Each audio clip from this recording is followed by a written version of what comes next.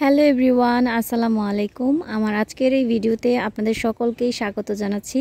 আজকে আমি আপনাদের সাথে অল্প মশলায় খুবই মজার একটা মাছের রেসিপি শেয়ার করব, আর আশা করছি আমার আজকের এই ভিডিওটা আপনাদের কাছে খুবই ভালো লাগবে। আজকের এই রান্নাটা করার জন্য আমি এখানে 4 পিস মাঝারো সাইজের রুই মাছ নিয়ে নিয়েছি। এবার এই মাছটাকে লবণ আর 1/4 চা চামচ পরিমাণ হলুদ গুঁড়া আর 1 চিমটি মরিচ গুঁড়া দিয়ে ভালো করে মাছটাকে মেখে নিব। মাছটা মাখানো হয়ে গেছে। এখন এই মাছটাকে আমি 15-20 মিনিটের জন্য একপাশে রেখে দিচ্ছি, আর এতে করে এই মাছটার মধ্যে মশলাটা ভালো করে ঢুকে যাবে।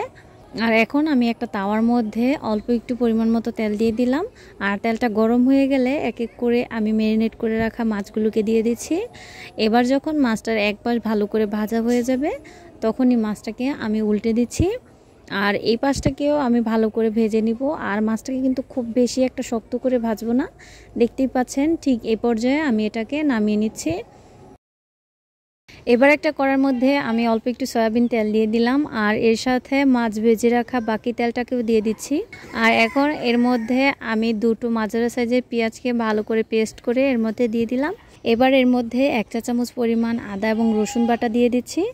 এবার এগুলোকে ভালো করে ভেজে নিব। এটাকে আমি 4 থেকে 5 মিনিট ভালো করে ভেজে তারপর লাল করে নিচ্ছি। আর যখন এটা লাল করে ভাজা হয়ে যাবে তখনই এর মধ্যে আমি স্বাদ মতো লবণ, 1/2 চা চামচ পরিমাণ হলুদ গুঁড়া আর 1/2 চা চামচ পরিমাণ দিয়ে দিচ্ছি মরিচ গুঁড়া, আর সাথে দিচ্ছি 1/2 চা চামচ পরিমাণ ধনিয়ার গুঁড়া। আর এখন এর মধ্যে অল্প একটু পানি অ্যাড করে তারপরে মশলাটাকে পানির সাথে ভালো করে মিশিয়ে ভালো করে কিছুক্ষণ কষিয়ে নিব। আর মশলাটাকে আমি সবসময় একটু বেশি কষিয়ে নিই।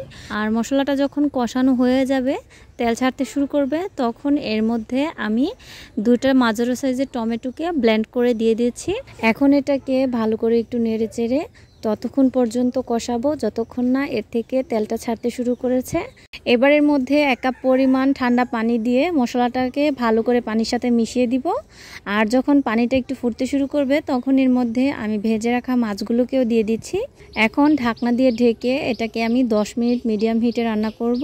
আর যখন উপর দিয়ে তেলটা একটু ভাসতে শুরু করবে তখনই এর উপর দিয়ে আমি কয়েকটা ধনেপাতা কুচি আর কাঁচামরিচ কুচি দিয়ে ঢাকনা দিয়ে ঢেকে 2 থেকে 3 মিনিট রেখে দিব।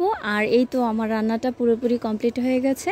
আর এখন গরম গরম একটা পেয়ালার মধ্যে আমি এটাকে ঢেলে নিচ্ছি। আর দেখতেই পাচ্ছেন মাশাআল্লাহ রান্নাটার কালারটা খুবই সুন্দর হয়েছে। এইভাবে মাছ রান্না করলে বাসার ছোট থেকে বড় সকলেই এই রান্নাটা খুবই পছন্দ করবে। আর আমি আশা করছি যে আমার এই রেসিপিটা আপনাদের কাছে খুবই ভালো লেগেছে।